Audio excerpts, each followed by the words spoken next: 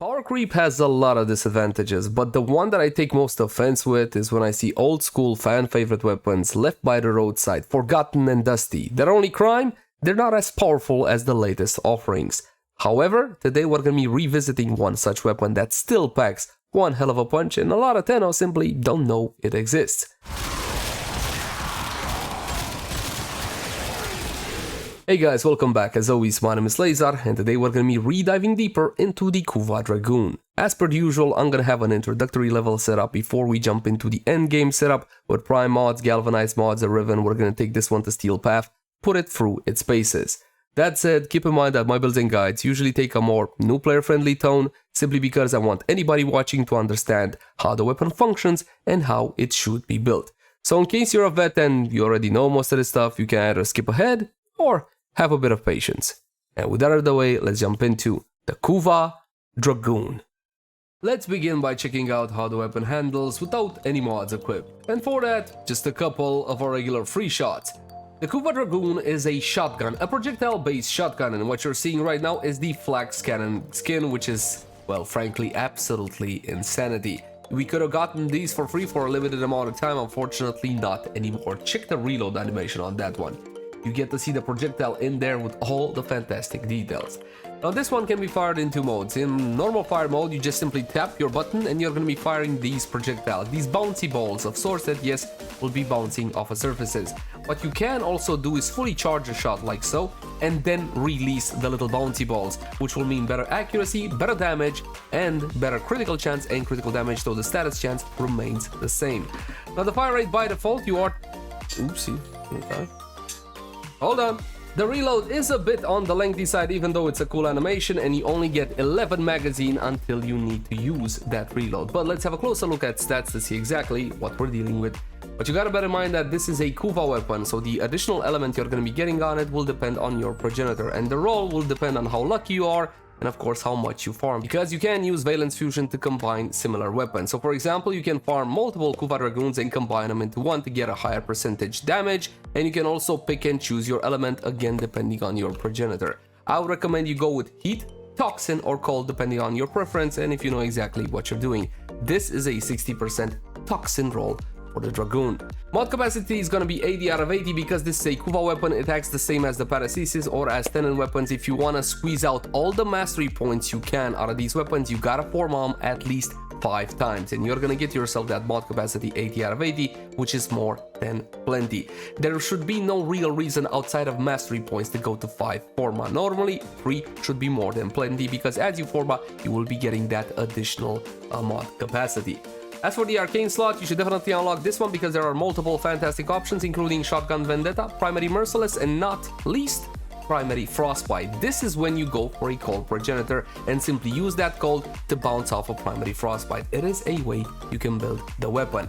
So at the end of the day, is it worth investing into this one or not? Should I go for the Orokin Catalyst? Should I actually go and farm more, get some forma in there? And the answer is maybe. If you want a cool, quirky, gimmicky weapon, absolutely. If you're the kind of guy that just cares about the top 10 weapons in the game, this is not one of those weapons. But if you want to see the top 10 most powerful weapons in the game, link in the cards right now for a full top 10. However, the Kuva Drakgoon is not a slouch. It can still pack a punch and it can still kill high-level steel path, as I will demonstrate just a tad later. Accuracy, we don't care. Ammo max is 120, ammo pickup is 15, which is a bit on the low side, but again, you're not really gonna run out of ammo with this one unless you're gonna be spamming. Charge rate of 0.3, which is pretty good. Fire rate at 3.3, magazine of 11, which is low considering the reload time at 2 seconds. You also get 1.5 meters worth of punch through by default, which is enough to get through the Grenier Riot Shield dude, you know, the one. Charge trigger and Riven disposition 4 out of 5, which is absolutely fantastic. That means we're gonna be able to leverage the power of Riven. And Rivens for the Kuva Drakgoon are not really all that expensive, simply because players don't really play with this weapon like they used to once upon a time. You'll get 2 sets of stats, one that is lower in critical chance and critical damage, and one that is higher. The higher one is for the charge shot, and the normal one is for the quick shot. Now, let's check out a standard everyday build. You can go about this two ways. You can go for the status approach, because at the end of the day you do have a whole lot of high slash on this one, or you can go for the standard approach. If you just got your Kuva Drakgoon and you don't got the fancy mods, look for something like this as a jumping off point. You can work from this point onward to get something a bit more beefy, and I'll showcase that a bit later as well. So damage with multi-shot, critical chance and critical damage. We also got a single 60-60 mod in the form of Frigid Blast, forming vital on the weapon, because we are using that progenitor bonus, that toxin, to make vital on the weapon. We even got shrapnel shot to beef up that critical damage, 99% instead of the standard 60% that you get from Ravage. Ravage is severely underpowered. Of course, if you got the prime version with 110, that's definitely the way to go. Your option slot is going to be Vigilante Armaments with just a bit more multi-shot. Fomorian Accelerant is a Dragoon only mod. This one is absolutely fantastic. It used to be more than it actually is. It's an excellent slot mod. It makes flak bounce up to 4x and travel 60% faster. Now you do have an option on this one. You can go with Galvanized Acceleration, which will give you more speed, but you're not gonna get the 4x bounce thing. Honestly, it doesn't really matter. Simply use the one that you have at your disposal. The first test will be conducted on lower level targets. We're gonna do level 120 corrupted heavy goons without the steel path modifier. This is what I think a level 10-ish, 12, maybe 10 should be facing, and nothing more than this. So we're gonna see how the weapon performs versus them. Go straight for a headshot as per usual. Keep in mind that the mod that we have right now, we're not benefiting from that extra critical damage. Now we got the extra critical damage. 5 slashes, free vital on that target, no problem whatsoever. Absolutely one-shotting, annihilating whatever stands before you. As you can see, it's easy to get a one-shot on these targets. However, those were straight up headshots. If I'm gonna go for a body shot, let's see what changes. 12 slashes and a single vital on that target, that's not gonna be enough to take it out in a single bounce or in a single shot. So yes, as per the usual, headshots matter a whole lot, and if you don't know how critical chance and critical multipliers apply in Warframe, zone multipliers and all whatnot, I got a full detailed build guide for you fantastic people. Link in the cards right now. It's not a build guide, it's just a guide. This is the kind of performance you can expect out of the weapon with normal, average, everyday mods. And for a MR1010, I think that is more than plenty. But let's say, listen, I want to take a different approach to this. I don't want to charge my shots because it's annoying and it's slow. Good point. Let's go rapid fire.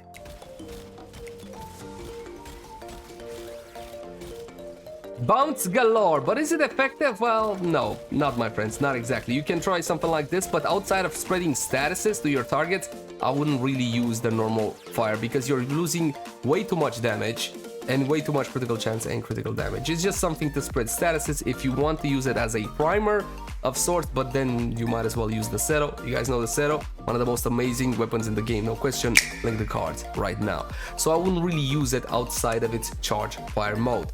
Now let's say, dude, I'm not a beginner, I got everything that I need to. You're looking at something like this. Of course, we're going to be using prime mods, galvanized mods, essentially the works. Galvanized Savvy works on this one just fine because there's no explosion involved, just a bunch of pellets. Only our pellets are actually tiny rubber balls, or kind of tiny rubber balls. We also got a Riven on this one, critical damage and multi-shot and minus reload speed. That minus reload speed, don't kid yourself, is not harmless, not by any stretch of the imagination at 2.8 seconds for a magazine of 11, but hey, this is what we got. We're gonna be using Shotgun Vendetta on this one, and I know that a whole lot of you say, hey man, I do not like to use faction mods, and I'm right there with you. I bloody hate these things. Take a look at the build. What don't we have plenty of? Flat damage. The only source of flat damage that you do have right now is from Galvanized Savvy, and normally it's gonna be doing the job just fine considering all the amount of statuses I'm gonna be able to put into my target. However, a bit more flat damage with prime point blank instead of prime cleanse corrupted is definitely a way you can go, and I can say the exact same for the Riven as well. You can swap out the Riven for some more flat damage. You can get more flat damage from the arcane as well. Let's say you don't have Shotgun Vendetta, you prefer Primary Merciless, that's another source of flat damage. Normally don't have more than 2 sources of flat damage because you're getting math diminishing returns, not Warframe diminishing returns, because Warframe does not have any sorts of real diminishing returns mechanic built into it, but math does have diminishing returns in the sense that the more you add of the same multiplier, the less you're getting out of it. You get how that one works, yes? Good. So we're gonna be testing out the weapon like so and see what she can do. I'm gonna do 2 things. One, I'm gonna shoot the same targets as before, even though it's hardly fair, and then we're gonna move into higher level targets with the steel path modifier because I believe that is more appropriate. I mean, that was almost a contact damage kill with no charge. This is what it means to have the right mods and the knowledge regarding Warframe. It's all about accumulation and knowledge. It's really never about something like, oh, massive skill or anything of the sort. This is Warframe. It doesn't really matter. I absolutely annihilated those targets. But if I am to be fair, considering the build and the mods that I'm using, I'm going to pump it up to 180. And I'm also going to activate the steel path modifiers, which make a humongous difference. We're going to be spawning the same targets as before and see how the weapon handles. That's a difference. No more am I getting contact damage killed, but still, this weapon shreds 200,000 on that bleed. Absolutely insanity. 175. Let me try to get that punch through in there. Look at that. With the punch through, body shot, not a headshot, 18 slashes, 7 vitals. And I can be even more obnoxious than this, simply because I don't have to build vital on my weapons. I can use a primer secondary, I can use a primer diriga, and I can build heat on the weapon, or I can get a cold progenitor and use primary frostbite. That's another option you can go for. For a primer, use the diriga, use this build as a jumping off point for it, and then make sure you have the Hellstrom from down on Fortuna, if I remember correctly. There's 2 ways to build your Hellstrom. Well, there's multiple ways, but I either build gas in combination with the death cube so I can spread the love really nicely and get myself that energy back, you know what I'm talking about. But if you just want to use it as a straight up primer, you can use something like this. And we got ourselves some impact, heat, and viral. And let's grab citrine water while at it as well. Welcome to the void, my friends. Now we're going to be shooting level 120 corrupted. I'm not going to be using citrine's abilities for anything outside of survival, just so you can see exactly what this weapon is capable of. And of course, we're going to be getting one shots on whatever we shoot, at least up until level 2000-ish. Headshot or no headshot. Obviously, headshots helps a whole lot with something like the more beefier targets, such as corrupted heavy goons, but for something like butchers, it doesn't really matter. Now let's say I'm going to be spammy. Here we go. Spammy. At this level, because again the targets are not overly tough, at this point even with their steel path modifiers on, I can even use the normal shot to completely spam down a corridor and it's not gonna be an issue. Obviously you can get a whole lot more damage than that, especially if you are citrine. You can use your free, you can crowd control the crap out of your targets and then shoot the crystals. Beautiful, fantastic, glorious, look at that. I also have the new damage numbers on with 120%, just in case you guys want to do the same. This is the kind of performance you can expect out of the weapon. Realistically speaking, it has no issue in absolutely annihilating whatever stands before it, at least for normal level steel path. You should be good with this up until level 2000-ish. But of course, you might say, okay, fine, but what if an acolyte shows up? What am I gonna do then? I think we got a flash. Let's see if we can get all nice and cozy with the acolyte now. There we go. We got Torment. Come here. Torment in the house. 1 shot. 2 shot. Wait, that's not Torment. Oh, Torment! Why don't you stand still a little? There we go. There we go.